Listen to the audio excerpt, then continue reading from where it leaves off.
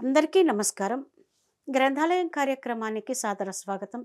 మనిషి దైవత్వంతోనే పుట్టాడు, కాని ఆ విషయాన్ని మరిచిపోయాడు. కారణం నిరంతరం మనసులో కదిలే ఆలోచనలు. దైవత్వపు స్థితికి చేరుకోవడం ఎలా? ప్రకృతిలో ఉన్న ఆ జ్ఞానాన్ని ప్రసాదించమని పార్వతీమాత పరమశివుణ్ణి అడుగుతుంది. పరమశివుడు పార్వతీమాతకు అందించిన జ్ఞానమే ఈ విజ్ఞాన భైరవ తంత్ర పుస్తకం. ఓషో ప్రవచనాల ద్వారా ఆంగ్లంలో రూపొందింపబడిన బుక్ ఆఫ్ సీక్రెట్స్ అనే ఈ పుస్తకం యొక్క తెలుగు అనువాదమే విజ్ఞాన భైరవ తంత్రగా మనకు అందివ్వబడినది. ఓషో మరణం, ప్రేమ, ధ్యానం మూడింటిని ఒకదానికొకటి జోడిస్తాడు. ఈ మూడింటిని ఒకదానికి మరొకదాన్ని జోడించడం వింతగా అనిపించవచ్చు. మరణం, ప్రేమ, ధ్యానం వర్తమానంలోనే జరుగుతాయి. కనుక ఒకవేళ మీరు మరణం అంటే భయపడితే ప్రేమించలేరు. ఒకవేళ మీరు ధ్యానమంటే భయపడితే మీ జీవితం నిష్ప్రయోజనం అవుతుంది. అంటే మీ జీవితంలో బ్రహ్మానందపు స్థితిని, దైవత్వపు స్థితిని అనుభూతి పొందలేరు అన్నమాట. కాబట్టి ఇవి మూడు ఒకే విధమైన అనుభవాలు. కనుక ఒకవేళ మీరు ఒకదానిలోనికి ప్రవేశించగలిగితే మీరు మిగిలిన ఆ రెండింటిలోకి ప్రవేశించగలరు. మీ నిజస్థితిని మీరు పొందటానికి, బ్రహ్మానందం పారవస్యపు స్థితిని పొందడానికి ఈ విజ్ఞాన భైరవ తంత్ర పుస్తకంలోని విషయాలు మీకు ఎంతగానో ఉపయోగపడతాయి. మానవాళి తమను తాము దైవంలా మార్చుకోవడానికి ఓషో ద్వారా అందివ్వబడిన అద్భుతమైన గ్రంథరాజమే ఈ విజ్ఞాన భైరవ తంత్ర. నా పేరు మిర్యాల నాగరమాదేవి. నేను గన్నవరంలో నివసిస్తూ ఉన్నాను. మనం ఓషో రూపొందించిన విజ్ఞాన భైరవ తంత్ర రెండో పుస్తకంలోని విషయాలను మనం చెప్పుకుంటూ వస్తున్నాం. మరి గత ఎపిసోడ్లో మనం చెప్పుకున్న విషయాలను చాలా క్లుప్తంగా ఒక్కసారి గుర్తు చేసుకుని ఈ రోజున మరికొన్ని విషయాలను మనం తెలుసుకుందాం. మనం గత ఎపిసోడ్లో ఒక అధ్యాయంలో ఒక ప్రశ్నని ప్రారంభించుకుని ఉన్నాం. స్వయం నిజస్థితిత్వం అనేది మౌలికమైన అవసరమేనా అనేటువంటి ప్రశ్న. దానికి మనం మనిషి ఒక విత్తనంలా పుట్టాడు, మరి ఒక సఫలీకృతుడుగా కావాలి అంటే అది తన యొక్క స్వయం కృషి మీదే ఆధారపడి ఉంది అని మనం చెప్పుకున్నాం. మరి ఆ లోపల తన లోపలికి వెళ్ళి తన లోపల స్థితిని తాను మార్పు చెందించుకోవాలి అనేటువంటి విషయాలను మనం చెప్పుకున్నాం. మరి కాశీరాజు బుద్ధుడి దగ్గరికి వచ్చినప్పుడు ఆ బుద్ధుడు బిచ్చగాడిలాగా ఉన్నాడు, కానీ చూస్తానికి నాకంటే మహారాజులాగా ఉన్నావు అని అడిగినటువంటి ఒక కథను మనం తెలుసుకున్నాం. మనిషి సాధారణంగా ఈ రోజున ఎలా ఉన్నాడు అంటే ప్రాపంచికమైనటువంటి జీవితమే జీవితంగా భావిస్తూ మరి పదవులు, అధికారాలు, ధనము వీటితోనే తన జీవితాన్ని ముగించుకుంటున్నాడు.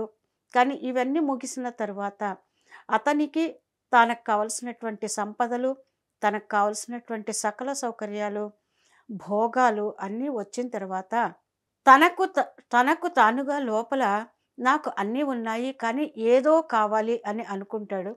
ఆ ఏదో కావాలి అని అనుకోవటమే అసలైనటువంటి స్వయం నిజస్థితిత్వానికి చేరటానికి మొలక ఏర్పడింది అని తెలుసుకోవటం. అట్లాగే కోరికలను గురించి చెప్పుకున్నాం. ఒక కోరిక తీరితే మరి 10 కోరికలు వస్తున్నాయి, ఆ 10 కోరికలు తీరితే మరిన్ని కోరికలు వస్తున్నాయి. ఇట్లా అతను కోరికలతోనే ఉంటున్నాడు. ఏ ఒక్క కోరిక మిగిలి ఉన్నా అతను సఫలీకృతుడు కానట్లే. అక్కడి వరకు మనం చెప్పుకుని ఉన్నాం. ఇక్కడ మనకి కొన్ని ఉదాహరణల్ని మనకిస్తున్నాడు. అంటే ఈ స్వయం నిజస్థితిత్వం స్థితికి చేరేటప్పుడు, అంటే ఒక శిఖరాగ్రపు స్థితికి, అంటే ఒక బ్రహ్మానందపు పారవస్యపు స్థితికి చేరటం. ఆ చేరేటప్పుడు ఈ ప్రాపంచిక జీవితంలో ఉన్నటువంటి కొంతమంది క్షణమాత్రపు దర్శనాల్ని ఎలా కలిగి ఉంటారు, వాళ్ళు ఆ కొద్ది సమయమైనా ఆ సఫలీకృతులుగా ఎలా ఉంటారు అనే దానికి మనకి కొన్ని ఉదాహరణలు ఇస్తూ వస్తున్నాడు. ఈ రోజున మనం వాటిని గురించి తెలుసుకుందాం. అంటే మనకి తెలిసినా తెలియకపోయినా కొన్ని కొన్ని సందర్భాల్లో ఎవరెవరు వాళ్ళు తన కేంద్రంలో ఉంటున్నారు, తన నిజ స్థితిలో ఉంటున్నారు అనేటువంటి విషయాలకి ఉదాహరణలు అన్నమాట. ఇప్పుడు చూడండి ఎవరెవరు అంటే ఒక్కసారి మనం తెలుసుకుందాం. సంగీత విద్వాంసులు ఉంటారు చూసారా? వాళ్ళు పాడుతూ ఉన్నప్పుడు వాళ్ళు ఈ ప్రాపంచికమైనటువంటి స్థితిని దాటి ఉంటారట. ఆ పాట పాడుతూ ఉన్నప్పుడు, ఆ కచేరీ జరుగుతూ ఉన్నప్పుడు, లేదా తనలో తాను పాడుకుంటూ ఉన్నప్పుడు, తనలో తాను కొత్త రాగాలను ఆలాపన చేసుకుంటూ ఉన్నప్పుడు, సృష్టించుకుంటూ ఉన్నప్పుడు, ఏ పని చేస్తూ ఉన్నప్పుడు కూడా తాను ఆ సంగీతంలో లీనమై ఉన్నప్పుడు అతను సాధారణమైనటువంటి జీవితంలో ఉండడు. అప్పుడు అతను తన స్వయం నిజస్థితిత్వ స్థితుల్లో ఉంటాడు. కానీ ఎంత సమయమో అంటే తను ఆ సంగీతాన్ని ఎంతసేపు పాడుకుంటూ ఉన్నాడో, లేక రాగాలను ఎంతసేపు కూర్చుకుంటూ ఉన్నాడో అంత సమయం మాత్రమే. మళ్ళీ తర్వాత మామూలు మనిషిలాగా మారిపోతాడు. అట్లాగే కవుల గురించి చెప్తున్నాడు. కవులు అనేక రచనలను చేస్తారు కదా! ఇంకా మనం కొంచెం గతకాలంలోకి వెళ్ళిపోతే గనక మరి శ్రీకృష్ణదేవరాయలు కాలం నాటికి వెడితే గనక మరి వాళ్ళు కవులకు కావలసినటువంటి సంపదల్ని అన్నింటినీ రాజు ఇచ్చేవాట. అంటే వాళ్ళకి కావలసిన ఇల్లు, వాళ్ళకి కావలసిన ఆహార పదార్థాలు, వాళ్ళకి సకల భోగాలకు ఆ కుటుంబము హాయిగా సుఖంగా జీవించటానికి ఎంత ధనం అవసరమో అంత ధనము, ఏ ఏ సౌకర్యాలు అవసరమో ఆ సౌకర్యాలను అన్నింటినీ ఆ కవులకు ఇచ్చేసి మీ పని కేవలము కావ్య రచన చేయటం మాత్రమే అని చెప్పేవాళ్ళట. అంటే అప్పుడు వాళ్ళు ఈ ప్రాపంచిక జీవితాన్ని జీవించటానికి కావలసినటువంటి సంపాదనను వాళ్ళు సంపాదించుకోవాల్సినటువంటి అవసరం లేకుండా వాళ్ళ యొక్క పూర్తి సమయాన్ని పూర్తిగా ఆ రచనల మీద వాళ్ళు పెట్టగలిగేవాళ్ళట. అటువంటి కవులు వాళ్ళు కూడా ఆ రచన చేస్తూ ఉన్న సమయంలో లేదా దాన్ని తన లోపల ఎలా రచించాలి అనేటువంటి ఆలోచనలు చేస్తూ ఉన్నటువంటి సమయంలో కూడా వాళ్ళు ఎలా ఉంటారు అంటే వాళ్ళ యొక్క స్వయం నిజస్థితిత్వ స్థితుల్లో ఉంటారు అని చెప్తున్నాడు. అట్లాగే కళాకారులు ఉంటారు. అనేక కళలు భారతదేశానికి సొంతం కదా! మరి లలిత కళలు అసలు 64 కళలు ఉన్నాయి అని అనుకుంటే అందులో లలిత కళలు 5. మరి ఆ 64 కళలని అభ్యసించినటువంటి వాళ్ళు లేదా వాటితో వాళ్ళ జీవితాన్ని జీవిస్తూ ఉన్నటువంటి వాళ్ళు, అట్లాగే ఈ లలిత కళలు 5 ఒక్కొక్క దానిలో ఒక్కొక్కళ్ళు లీనమై తమ పనులను తాము చేస్తూ ఉన్నప్పుడు కూడా వీళ్ళకి కూడా ఆయా సమయాల్లో వాళ్ళు వాళ్ళ యొక్క దైవత్వంలో లేకపోతే వాళ్ళ యొక్క ఆత్మస్థితుల్లో లేదా వాళ్ళ యొక్క స్వయం నిజ స్థితిత్వ స్థితుల్లో ఉంటున్నారు అని చెప్తున్నాడు. అయితే అది ఏమవుతుంది అంటే వాళ్ళకి ఆ సంగీతజ్ఞులు కావచ్చు, కళాకారులు కావచ్చు, సంగీతం అనేటప్పటికీ మీకు అనేక రకాలైనటువంటి వాయిద్యాలు వస్తాయి కదా! ఆ వాయిద్యాలను వాయించేటప్పుడు వీళ్ళందరూ కూడా ఒక చిత్రలేఖకుడు, ఒక శిల్పి, ఒక నాట్యం చేసేవాళ్ళు, మరి ఒక కవిత్వాన్ని రచించేవాళ్ళు, ఇట్లా ఎవరెవరైతే ఉంటారో వాళ్ళందరూ కూడా క్షణమాత్రపు దర్శనాలని వాళ్ళు పొందుతూ ఉంటారు. అంటే వాళ్ళు వాళ్ళ యొక్క జీవితాల్లో ఒక భాగాన్ని వాళ్ళు సఫలీకృతం చేసుకున్న వాళ్ళు అవుతున్నారట. రోజు మొత్తంలో ఎంతో కొంత సమయం వాళ్ళు వీటి కోసం ఎంత సమయం అయితే ఉన్నారో అంత సమయము వాళ్ళు సఫలీకృతులు అవుతున్నారు. కానీ వాళ్ళు ఆ పని నుంచి బయటకు వచ్చేసిన తర్వాత వాళ్ళు అతి సాధారణమైనటువంటి మానవుల్లాగానే ఉంటారు. అంటే సాధారణమైనటువంటి మనిషి ఎలాగైతే ప్రవర్తిస్తాడో అలాగే ఉంటాడు. అది ఇక్కడ మనకి చెప్తున్నారన్నమాట. ఇప్పుడు మనకి ఒక ఉదాహరణని ఇస్తున్నారు. ఖలీల్ గిబ్రాన్ అనేటువంటి వ్యక్తి కవిత్వం ద్వారా అద్భుతంగా తన కవితల ద్వారా ఈ ప్రపంచాన్ని మైమరపిస్తాడట.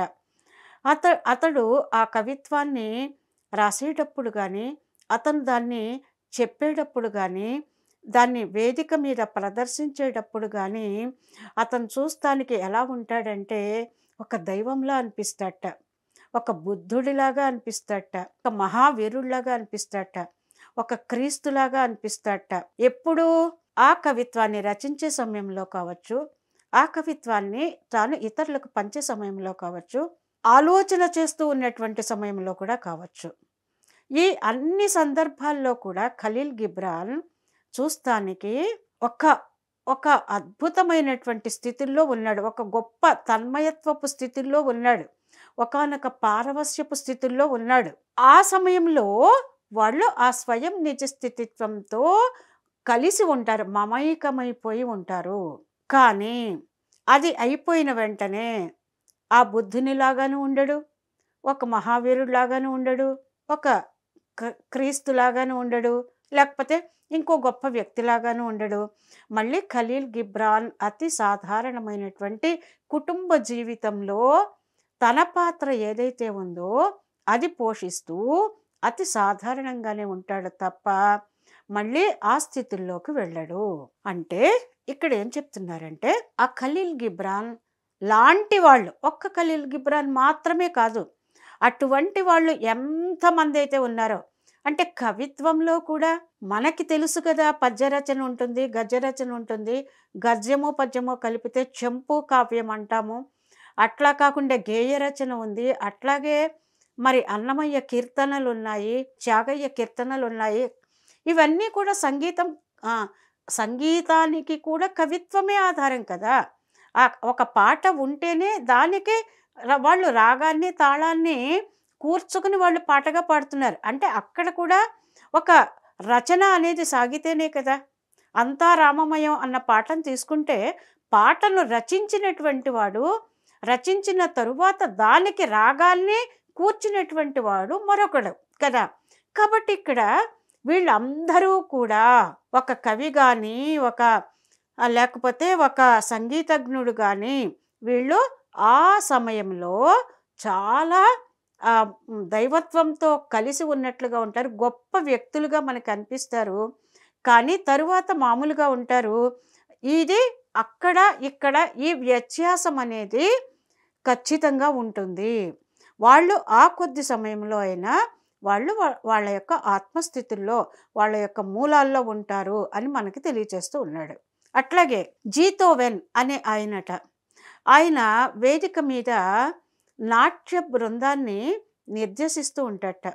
అంటే ఒక ప్రదర్శనను ఇస్తాడు, నాట్య ప్రదర్శనలు. ఆ నాట్య ప్రదర్శనలు ఇచ్చేటప్పుడు అతను ఒక్కడే కాకుండా ఒక బృందం ఉంటుంది. అంటే ఎంతోమంది కలిసి ఆ నాట్యం చేయటం అనేది జరుగుతుంది. మనందరికీ కూడా తెలుసు, ఎన్నో ఎన్నో కార్యక్రమాల్ని మనం చూస్తూనే ఉన్నాం. మన ధ్యాన కార్యక్రమాల్లో కూడా ఒకానొక వన్ డే క్లాస్ మనం పెట్టినప్పుడు, లేకపోతే మనకిక్కడ కడతాల్ మహేశ్వర మహాపిరమిడ్లో, లేకపోతే మరో చోట మనం కొన్ని రోజుల పాటు కార్యక్రమాలను ఏర్పాటు చేసుకున్నప్పుడు మరి ఈ నాట్యాలను కూడా మనం అందులో ఒక భాగంగా చేస్తున్నాం. ఎందుకు చేస్తున్నారు? అసలు ఇక్కడ ధ్యాన కార్యక్రమం కదా. ఈ ధ్యాన కార్యక్రమంలో ఆ చిందులేయటం ఎందుకు, ఆ నాట్యాలు ఎందుకు, ఆ పిల్లల చేత ఉండేటువంటి కొన్ని రూపకాలు ఇస్తారు, అవెందుకు, మరి ఈ సంగీతం ఈ వాయిద్యాలు ఎందుకు అంటే ఇక్కడ ఉన్నటువంటి అంతరార్థం ఏంటంటే, నువ్వు ధ్యానంలో ఉన్నప్పుడు, నువ్వు శూన్యస్థితికి చేరుకున్నప్పుడు నీవు నిజంగానే ఆ ఆత్మతత్వంతో కలిసి ఉంటున్నావు. కానీ ఈ ప్రదర్శనలు అన్నీ జరుగుతూ ఉన్నప్పుడు కూడా, అంటే ప్రదర్శించే వాళ్ళు ప్రదర్శిస్తూ ఉంటారు, దాన్ని చూసేవాళ్ళు కూడా ఉంటారు. ఆ ప్రదర్శించే వాళ్ళతో పాటు చూసే వాళ్ళకి కూడా ఈ స్థితుల్లో తమను తాము మరచిపోయి మైమరచి ఉంటారు. అప్పుడు వాళ్ళందరూ కూడా ఈ ఆత్మస్థితిల్లోకి చేరుకుంటారు. అంటే స్వయం నిజస్థితిత్వంలోకి అన్న పదాన్ని ఉపయోగించాడు కాబట్టి మనం దాన్ని చెప్పుకుంటూ ఉన్నాం. అంటే వాళ్ళు అలా ఉంటారు. ఇతను ఆ జీతోవెన్ను ఆ వేదిక మీద నాట్య బృందాన్ని నిర్దేశిస్తూ ఉన్నప్పుడంట అతడు ఒక దేవుడిలాగా ఉంటాడు అని గోతే ఒక వ్యాఖ్య రాస్తాడట. అంటే ఆ ప్రదర్శనలు అయిపోయిన తర్వాత ఎవరి అభిప్రాయాలు వాళ్ళకు ఉంటాయి కదా! అప్పుడు ఆ గోతే అంటాట, ఇతను ఒక దైవత్వంతో ఉన్నట్లుగా ఉంటాడు. ఆ చేతుల్ని కదిలించటం గానీ, వాళ్ళని నిర్దేశించటం గానీ, నువ్వు ఇలా చెయ్యని చెప్పటం గానీ, అవన్నీ కూడా దైవత్వంలాగా ఉంటాడు, దేవుడిలాగా ఉంటాడు. అంతే, ఆ ప్రదర్శన పూర్తయిపోతుంది. వేదిక దిగుతాడు. వేదిక దిగిన తరువాత ఆ జీతోవెన్ వేదిక మీద ఉన్నటువంటి జీతోవెన్ వేరు, వేదిక దిగిన తర్వాత జీతోవెన్ వేరు. అతను మామూలు మనిషిలాగా వచ్చేస్తాడు. కానీ ఆ ప్రదర్శన జరుగుతూ ఉన్న సమయంలో అతనితో పాటు అతని నాట్య బృందము, అట్లాగే చూస్తూ ఉన్నటువంటి ప్రేక్షకులు కూడా, వీళ్ళందరూ కూడా వాళ్ళ యొక్క స్వయం నిజస్థితిత్వ స్థితుల్లో ఉంటారు. అంటే మానవ జీవితంలో మనకి తెలియకుండానే మనం ఆత్మ మూలాల్లోకి చేరుకోవటానికి ఇవన్నీ కూడా రూపకల్పన చేయబడ్డాయి అన్న విషయం మనం తెలుసుకోవాల్సినటువంటి అవసరం ఉంది. అందుచేత ఒక ధ్యాన కార్యక్రమం జరుగుతూ ఉన్నప్పుడు ఇవన్నీ కూడా అవసరమే. కాబట్టి ఇక్కడ ఏం చెప్తున్నాడంటే, ఈ కవులు కానీ, ఈ కళాకారులు కానీ, వీళ్ళు కానీ, సంగీతజ్ఞులు కానీ, వీళ్ళందరూ కూడా ఎలా ఉంటారు అంటే చాలా ఒత్తిడితో ఉంటారు. మానసికంగా వాళ్ళు ఎక్కువ ఒత్తిడితో ఉంటారు. అంటే వీళ్ళకి 2 రకాల అస్తిత్వాలు ఉన్నాయి అని చెప్తాడు. ఏంటి అంటే, వీళ్ళు ఉనికి యొక్క 2 స్థానాల్లో ఉంటారు. అంటే కొంత సమయమేమో వీళ్ళు బుద్ధుళ్ళ లోకంలో ఒక భాగంగా ఉంటారు. కొంత సమయమేమో మళ్ళీ వెనక్కి వచ్చేసి సాధారణ మానవుల్లాగా ఉంటారు. బుద్ధుళ్ళ లోకంలో అంటే వాళ్ళు ఒకానొక అద్భుతమైనటువంటి స్థితికి చేరుకున్నారనే కదా మనం వాళ్ళని ఉదాహరణగా చెప్పుకుంటున్నాం. అంటే కొంత సమయం వీళ్ళు ఏం చేస్తారంటే ఆ భూమ్యాకర్షణ శక్తి నుంచి విడివడి ఆ స్వయం నిజస్థితిత్వ స్థితిలో ఉంటున్నారు. కానీ మళ్ళీ వీళ్ళు మామూలు జీవితంలోకి వచ్చేస్తూ ఉన్నారు. అంటే ఇక్కడ ఇది జరుగుతూ ఉంది. ఇక్కడ గొప్పతనం కూడా ఉంది. వాళ్ళని చక్కగా ఏం చేస్తారంటే పొగుడుతూ ఉంటారు. వాళ్ళకి అంటే మీరు ఒకసారి వేదిక మీద గమనించండి. కళాకారులు ఏమంటారండి, ప్రదర్శన అయిపోయిన తర్వాత చప్పట్లు కొట్టండి, మాకు మీరిచ్చేటువంటి గొప్ప కానుక ఏది అంటే, మేము చేసినటువంటి ప్రదర్శన మీకు నచ్చితే మీ చప్పట్లే మాకు ఆనందాన్ని కలిగిస్తాయి అంటారు. అంటే ఏంటి, అక్కడ వాళ్ళు దేన్ని కోరుకుంటున్నారు? ప్రతిఫలంగా ఒక గుర్తింపుని కోరుకుంటున్నారు, ఒకానొక సంతృప్తి. ఓ, ఇంతమంది నా ప్రదర్శనని చూసి సంతోషపడ్డారు అంటే ఇక్కడ వాళ్ళు ఆనందానికి లోనవుతున్నారు. అబ్బా, మీరు ఎంత బాగా చేశారండి, అసలు ఆ నాట్యం ఎంత బాగా చేశారు. లేకపోతే ఒక పాట పాడిన వాళ్ళకైతే కనుక, బా, ఏం పాట అండి, ఎంత అద్భుతంగా పాడారు అని మీరు అంటారు. అంటే అట్లాగే ఒక కవి యొక్క కవిత్వం ఉంటుంది. ఆ రచన చదివినప్పుడు కూడా ఆ కవుని కూడా మీరు పొగడ్తతో ముంచెత్తారనుకోండి, అప్పుడు వాళ్ళు ఎలా ఫీల్ అవుతారంటే చాలా గొప్పగా ఫీల్ అవుతారట. కానీ ఇక్కడ ఏం చెప్తున్నాడంటే, ఆ గొప్పతనం కూడా ఒక అసంపూర్తిగా, అది కూడా విభాగాలుగా అయిపోయి వాళ్ళు తమకి కూడా తమకు తెలియకుండానే ఆత్మస్థితిలోకి చేరుకున్నారు అని తెలుసుకోకపోవటం వలన, నా జీవితంలో ఈ రోజులో నేను ఎన్నిసార్లు నా మూలానికి నేను చేరుకున్నాను అనేటువంటి విషయం, ఆనందము అనేది వాళ్ళకి తెలియకపోవటం వల్ల ఈ ప్రాపంచికంగా వచ్చేటువంటి ఈ చప్పట్లు లేదా పొగడ్తల ద్వారా వచ్చేటువంటి ఆ గొప్పతనాన్నే వాళ్ళు తీసుకుని అదే విషయంగా వాళ్ళు భావిస్తూ దానితోనే మమైకమైపోయి మళ్ళీ వాళ్ళ యొక్క స్థితిని పోగొట్టుకుంటున్నారు. కానీ అది పూర్తయిపోయిన వెంటనే సాధారణ మానవుడు ఎలాగైతే ఉంటాడో, అంటే ఈర్ష్య, కోపము, ద్వేషం, పగ, ప్రతీకారం, ప్రేమ, స్వార్థం, నిస్వార్థం, ఈ భావాలన్నీ ఎలాగైతే ఉంటాయో, అంటే ఒక సంగీతజ్ఞుడు తనకంటే బాగా పాడిన వాడిని చూసి ఈర్ష్య పడితే పడవచ్చు, దానికి మనం ఏం చెప్పలేం కదా. ఒక కళాకారుడు తాను ప్రదర్శించినటువంటి ప్రదర్శన కంటే మరొకడు ప్రదర్శిస్తే అతని లోపలి భావం మనకి తెలియకపోవచ్చు. ఇట్లాగా వాళ్ళు ఏం చేస్తారు అంటే, వాళ్ళ యొక్క స్థితిని వాళ్ళు అటు ఒక భాగమేమో బుద్ధుళ్ళ లోకంలో ఉన్నట్లుంటారు, ఆనంద తన్మయత్వపు స్థితుల్లో ఉంటారు, ఎత్తైన పర్వత శిఖరాలను అధిరోహించినటువంటి స్థితుల్లో ఉంటారు, ఒక బ్రహ్మానందపు పారవస్యపు స్థితుల్లో ఉంటారు. కానీ అది అయిపోయిన వెంటనే మళ్ళీ మామూలు మనుషుల కంటే కూడా తీవ్రమైనటువంటి వేదనను అనుభవిస్తూ ఉంటారు అని చెప్తున్నాడు అనమాట. కాబట్టి ఈ స్వయం నిజ స్థితిత్వం అనేది నిజంగా అందరికీ అవసరమేనా? అంటే ఇప్పుడు ఇది ఇది నేను విన్న వెంటనే నేను కవినైపోవాలా, లేకపోతే ఒక కళాకారుడిని అయిపోవాలా, లేదా ఇవాళే నేను సరిగమల్ని ప్రాక్టీస్ చేసేసి మరి దాంట్లో నేను లీనమైపోవాలా అంటే ఏమీ అవసరం లేదు. అటువంటిది ఏది అవసరం లేదు. కావాలని వీళ్ళు కళాకారులు, ఒక సంగీతజ్ఞులు, ఒక కవులుగా అయితేనే నువ్వు స్వయం నిజ స్థితిత్వ స్థితిలో ఉంటావు అని అయితే మేము చెప్పట్లేదు. కానీ నీవు సమతుల్యతను సృష్టించుకోవాలి. అక్కడ వేదిక మీద చేసినది వేదిక దిగిన తరువాత కూడా ఈ రెండింటిని నీవు సమస్థితుల్లోకి తెచ్చుకోగలగాలి. ఆ సమస్థితుల్లోకి తెచ్చుకోగలగటమే స్వయం నిజ స్థితిత్వ లక్షణము. ఇది తెచ్చుకోవటం అనేది చాలా చాలా చాలా అవసరము. అందుచేత నువ్వు ఈ రోజుకి ఈ రోజే ఒక కవిగానో, ఒక కళాకారుడుగానో, లేకపోతే ఒక సంగీతజ్ఞుడుగానో నువ్వు మారవలసినటువంటి అవసరం లేదు. కానీ ఈ విషయాన్ని నీవు ఎప్పుడైతే తెలుసుకుంటావో, వీళ్ళందరూ కూడా ఆయా స్థితుల్లో చక్కటి స్థితిని అనుభవిస్తున్నారు అనేటువంటి ఒక అవగాహనతో నీవు ఉన్నప్పుడు ఏం జరుగుతుంది అంటే, నీవు అక్కడ ఆ వేదిక మీద లేదా ఆ కవి రచించే రచన సాగిస్తూ ఉన్నప్పుడు, ఒక కళాకారుడిగా ఉన్నప్పుడు నీవు ఎంత అద్భుతమైనటువంటి స్థితుల్లో ఉంటావో, దిగిన తరువాత కూడా ఆ పని నుంచి నువ్వు విరమణ తీసుకున్న తర్వాత కూడా సాధారణ జీవితంలో కూడా నీవు అటువంటి సమతుల్యతను సాధించుకోవటానికి ఈ సూత్రాలు నీకు ఉపయోగపడతాయి. అంటే తెలియకుండా నీవు అటువంటి స్థితిని అనుభవిస్తున్నావు. తెలుసుకున్నప్పుడు, మరింత ఎరుకతో ఉన్నప్పుడు నీవు నీ అసలైనటువంటి స్థితిని నీవు చేరుకుంటావు. మరి ఆ అసలైనటువంటి స్థితికి చేరుకోవటమే స్వయం నిజ స్థితిత్వం అంటే ఈ మానవ జీవితంలో మనకి తెలిసినా తెలియకపోయినా ఎన్నెన్నిసార్లు మన మూలంలోకి వెళతామో ఈ పుస్తకం మొత్తంలో మీకు వివరణాత్మకంగా ఇవ్వటం అనేది జరుగుతుంది.